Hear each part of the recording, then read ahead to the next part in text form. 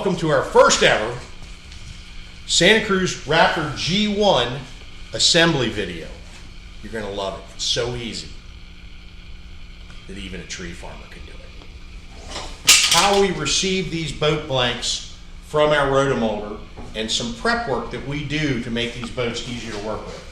First thing we do, we take one of these handy little flashing tools that rotomolders use, and we make sure we go around the whole boat, and any sharp edges or excess plastic is scraped off. You go around all the seams, and when the molding is done, and we get all of that cleaned up really nice and neat. Just makes a much cleaner product. Also, all these boats, the G1s and G2s, have brass studs that are inserted to receive the stainless hardware. We use brass because then the stainless and the, if we did stainless to stainless, it would get a little bit buggered up. Usually avoids all those problems when you use a brass stud in a stainless steel hardware. What we do with all these studs is we'll go around, we'll take a razor knife. Be careful, sharp. We'll take the razor knife around and we'll just dress up to make sure that there's no plastic that was formed from the forming process inside of the studs. Just neaten it up so all the hardware fits nice and flush and just gives a much more finished and neater appearance.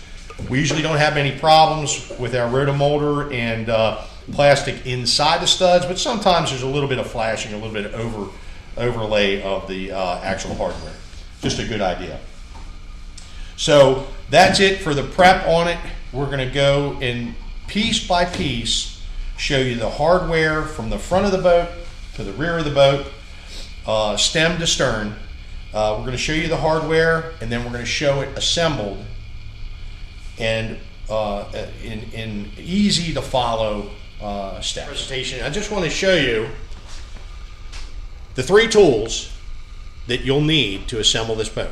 The exception is a cordless drill with a 3/16 bit, and then we use a 1.5-inch bit to drill in the rod holders. But the hand tools you're going to use: pop rivet gun, high quality Phillips head screwdriver, 3/8 box wrench. With that being said, so the first item that goes on the boat is the actual of the bow handle. You can see all the parts here. We've got a really nifty, neato two-piece handle. We have a stainless steel bow eye, and then some cordage that actually connects these two items together to the boat. We have oval head, 10/32, 1/4 inch, oval 1032 threaded Phillips head screws that connect the whole assembly. What that assembly looks like once it's put together is that right there. Now we're going to show it to you on the boat.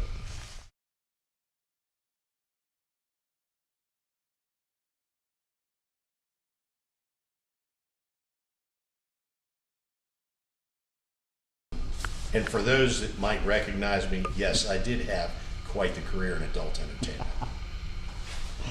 Okay, our next step is the front hatch and the strapping that goes with it.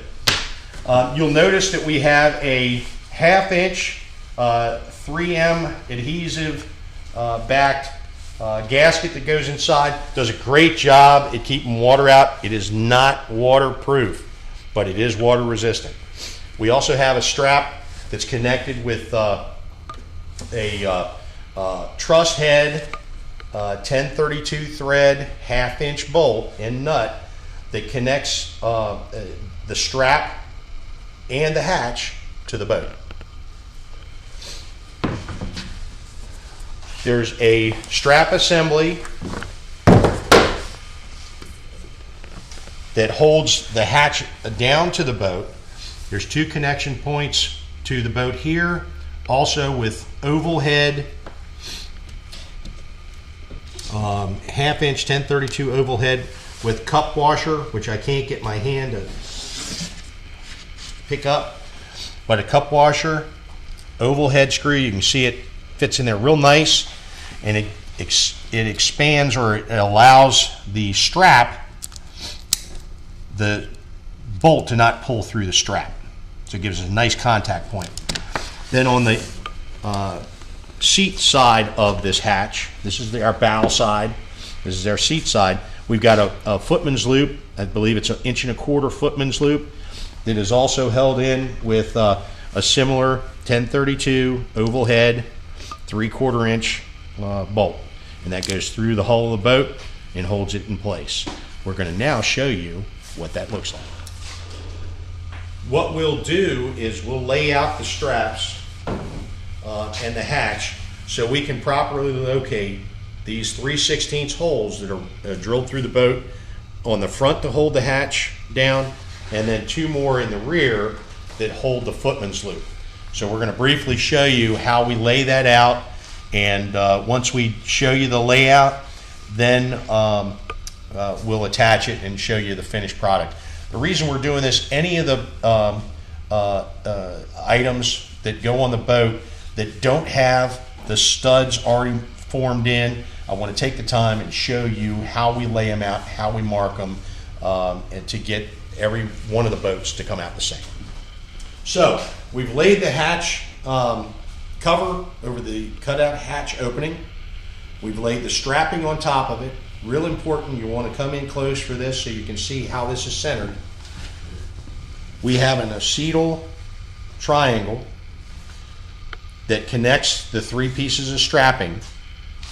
That triangle, you'll see the stainless steel hardware of the hatch cover in the very center of it. We use that as a takeoff point to mark where our boat penetrations are going to occur. So you can see there's one there, and then there's one here. While we do that same thing, if you'll come around, you'll see that we also make our penetrations and our marks for our front footman's loop. That way we know everything is squared up, we know that everything is level, and we know that everything has been dry fitted before we start drilling holes. In this case, we've already drilled the holes, but we did this earlier. So here we have it. This is the hatch assembly and strapping installed completely. You'll see a few things here. It's centered in this acetal triangle, this stainless steel 1032 truss head screw.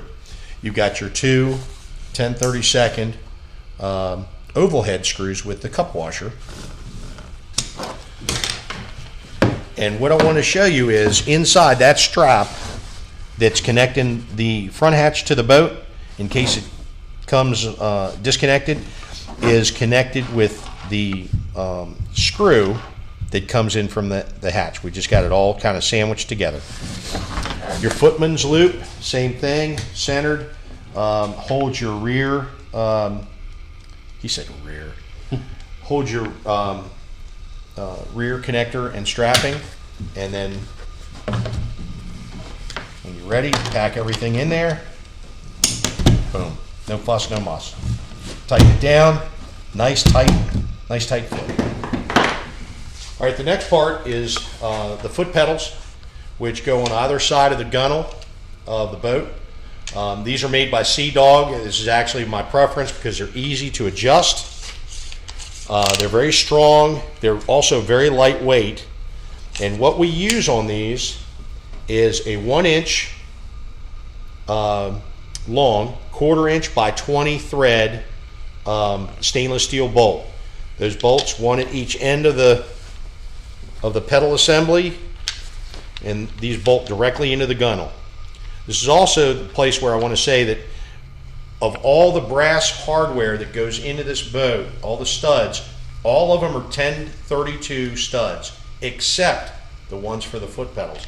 And we wanted to move those up to 1/4 20 thread because it gave us the opportunity to use a heavier hardware because of all the pressure these receive from folks when they're pedaling or when they're getting in and out of the boat. It takes a lot of strain on this. We wanted to upgrade that hardware, that mounting hardware. So now we're to the center hatch assemblies. We got a center hatch, same gasket, keeps that box reasonably dry, or that little compartment dry, using the same 1/2 inch 3M adhesive backed rubber gasket, a strap system with a quick release buckle, 2 stainless steel washers, and 2 3/16 pop rivets. So we'll install this and show this to you now. So the center handles are the next thing we talk about here. As you can tell, my center handles are easy to hold on to. Okay, so we've got the center handles. These are the ones that go on top of the gunnel of the boat. We've got the actual handle. Once again, this is a Sea Dog item. We love their products. They do a great job. There's a little cap that makes it nice, neat, and clean. And what we do is we turn them upside down so that it's a nice finished product with no edges protruding. So we also have, once again, truss head 1032. I believe this is a 1/2 inch screw that's the connector to the boat.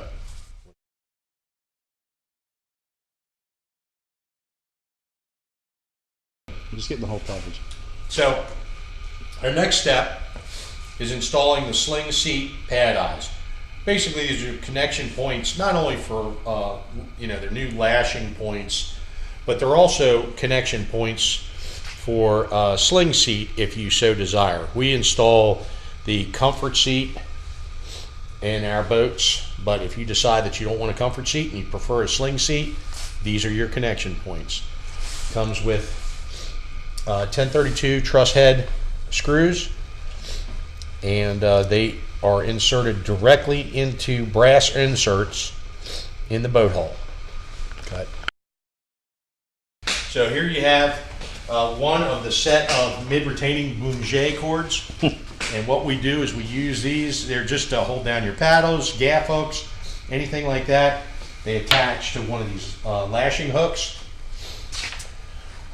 We actually have skipped a step here in regards to the order of the boat from nose to tail, and that's the seat installation. We do the seat installation last, but that would be the natural next step if we were going from front to back.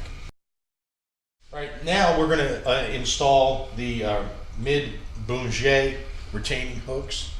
These are just a simple, once again, a Sea Dog retaining hook. We'll make sure that you get the part numbers on all the parts that we're doing. We'll make sure you get their part numbers from the manufacturers. They're held on with a truss head, 1/2 inch truss head, 1032 thread.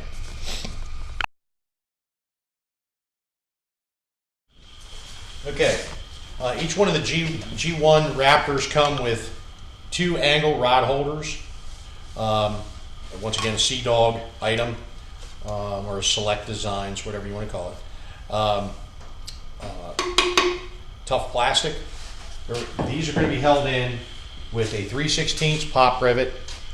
We've just found that it's a lot more secure when we pop rivet these in, and it's also, we put in to seal the base of these rod holders against water getting in through the penetration of the boat.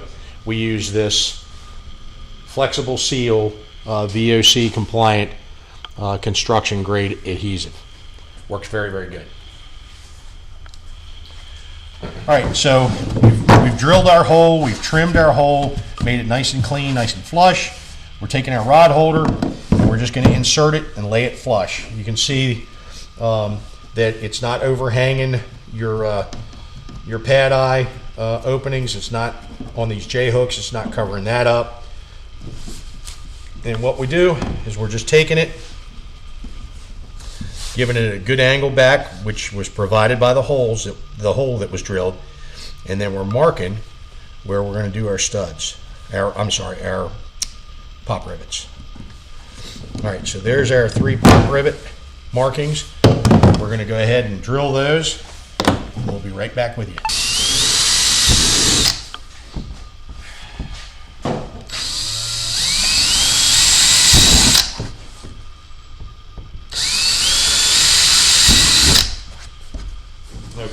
So you can see where our 3 holes are drilled for our rivets.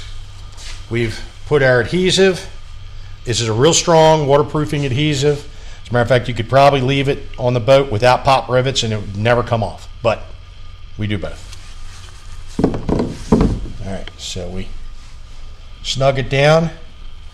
Dylan, you want to go ahead and put pop rivets in for me? This is my son, Dylan. Very talented. He can pop rivet and chew gum. I've seen him do it before.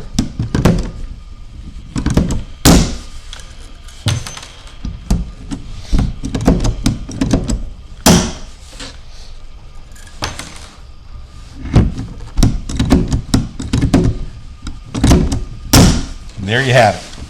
So we've got a nice tight seal all the way around, and even if water could get underneath it here, it's going to run into that adhesive, which usually takes about 24 hours to dry completely. We'll go ahead and do that.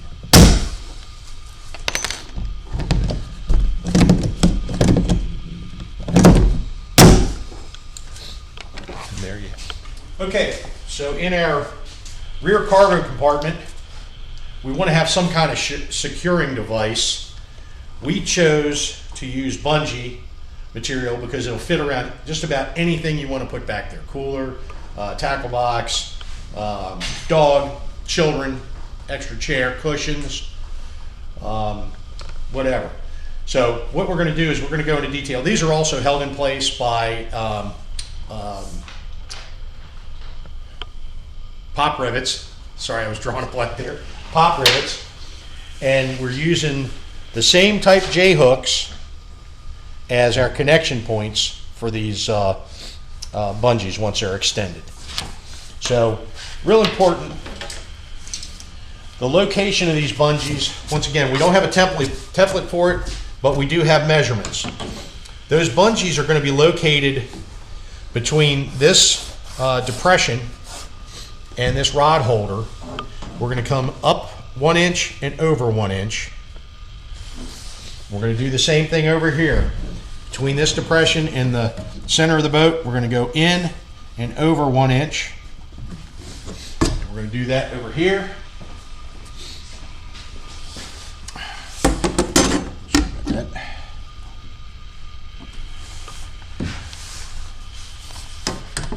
And over here. So those will be where we drill the penetrations for the bungees. And I'm going to go ahead and measure out where the location of the J-hooks are going to go too. This opening in this rear hatch, or this rear cargo area, is 15 inches. So what we decided is go right in the middle of it, 7.5 inches, and 1 inch in from the inside of it. So we've got enough room for that J-hook to be spun around and face towards the center of the boat. We'll do the same thing on this other side.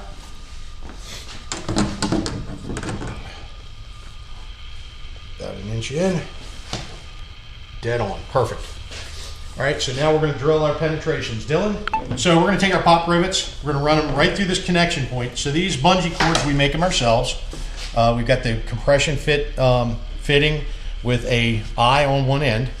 And what we do is we just set them as so, as such. All right, and then we take one of the Sea Dog J hooks with our pop rivet tool.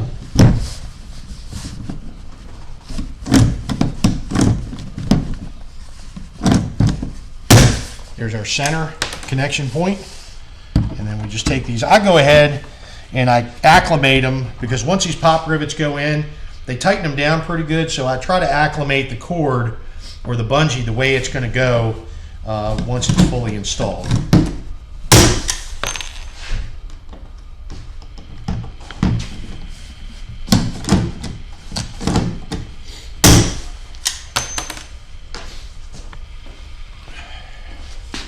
I know it's hard to believe all this talent in one place, being squandered on kayak construction, but to be honest with you, I absolutely love this.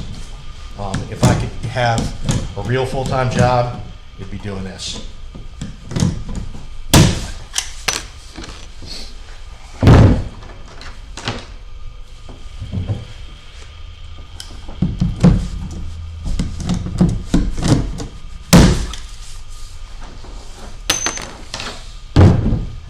last one.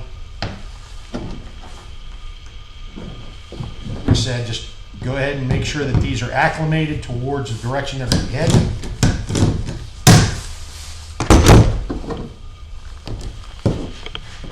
There's your storage compartment containment system. Works fantastic. There was an old strap system that they used to use. Some people liked them. I couldn't stand it. That's why we switched to this. It's a lot more flexible.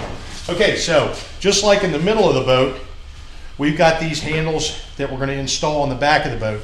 Gives us a great connection point or a great lifting point from the front of the boat as well as the back of the boat, and it makes it a lot easier when you use the Raptor cart to grab it just like a wheelbarrow from the back of the boat by both handles, and you put your Raptor cart in the nose of the boat and you can just wheel it around. Very easy to use.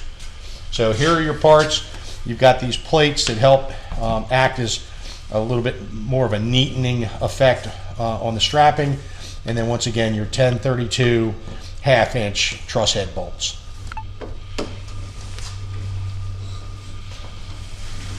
Okay, so the last part of this is the few pieces of hardware that actually holds the seat on. Dylan, if you'll turn this over.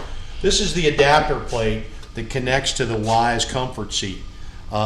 We pre-drill these holes, not only the connection points, but also the connection points that go from the adapter plate to the seat. And then there's several connections that we make from the adapter plate to the boat. So what I'm going to do is I'm going to show you right now how these few pieces of hardware make the difference in the way that this boat is assembled. All right, so we've got a little nylon bushing and a 11 or a 10 32 thread stainless pan head screw. And we put a little stainless washer behind it. Don't ask why there's not one here. It's a secret, industry secret, proprietary. All right, so we've got these two create pins that the seat now goes over and connects to. And then the last connection point is through the base of that seat adapter into this 1032 threaded stud. All right. Lovely assistant Dylan is going to show us how that all goes together. There you go. So the seat snaps on those hold you in place, and then Dylan, you want to go ahead and thread that brass. And there's a thumb screw that holds the seat base adapter to the boat. And we put a little stainless steel lanyard on it that holds the hardware to the seat. So if for some reason the seat gets disconnected from the boat, you don't lose your hardware.